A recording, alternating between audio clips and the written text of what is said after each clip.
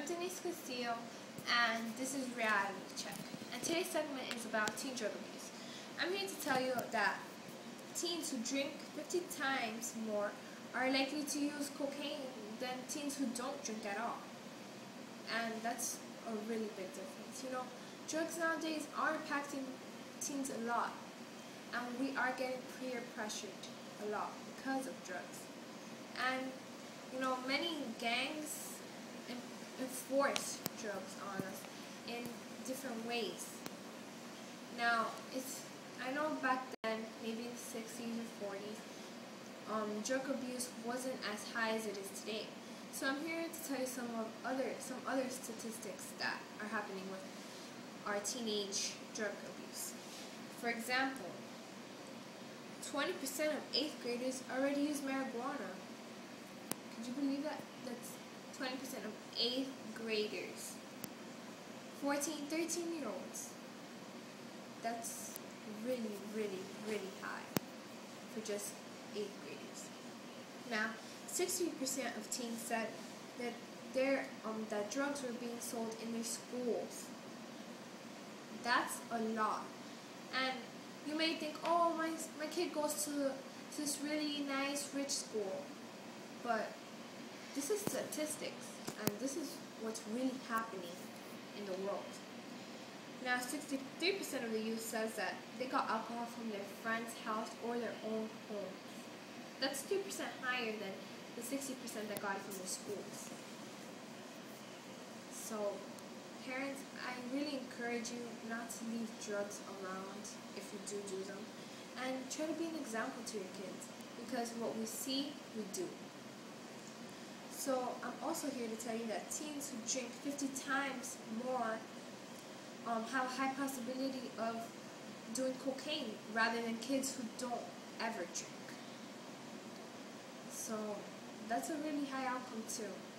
And I know that many people believe that Christians, they're not fun, but we don't need we don't need drugs to have fun. Now, I don't know if this may concern you or not, but many kids do go clubbing, and 12, 13-year-olds, my own peers go clubbing. Now, that's really bad, because what do we find in clubs? We find HIV, STDs, drugs, and most of my friends, they probably get raped, and they don't even know it. Now, I know people say, oh, Christian, all this, all that. No. Christians, we do have fun. We have fun in a healthy way. Like going ice skating, you know, hearing music. We don't listen to Lady Gaga or Shakira or, you know, Lil Wayne or any of those bands. We listen to bands, for example, Tercer Cielo, Hillsong, Switchfoot, Unhindered. These are bands that bring a good message to teens and to youngsters. Now, why? You may be asking, why not Lil Wayne? Why not Shakira? Why not Lady Gaga? Well, because they talk about messages.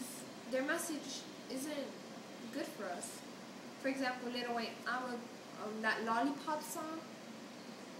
Oh yeah, you're really gonna encourage your daughter to suck on a lollipop.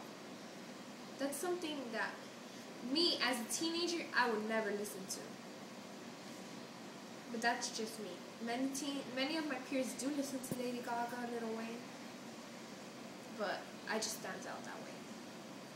And I don't know about you guys, but I encourage you not to listen to those bands.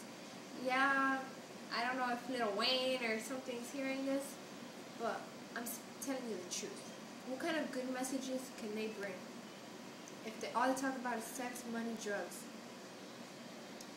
They even do drugs in their own videos. So what's the point of listening to them or even seeing them? Why do we worship celebrities but we can't worship God? I mean, I love to worship God in everything I do. And songs and singing songs are one of the ways that I like to worship God. Now, dancing, I don't need to belly dance or booty shake to praise God. I could do it healthy way without having sexual connection. Well, a sexual connection to it. And that's reality check. This is Denisse Castillo. I'm knocking off.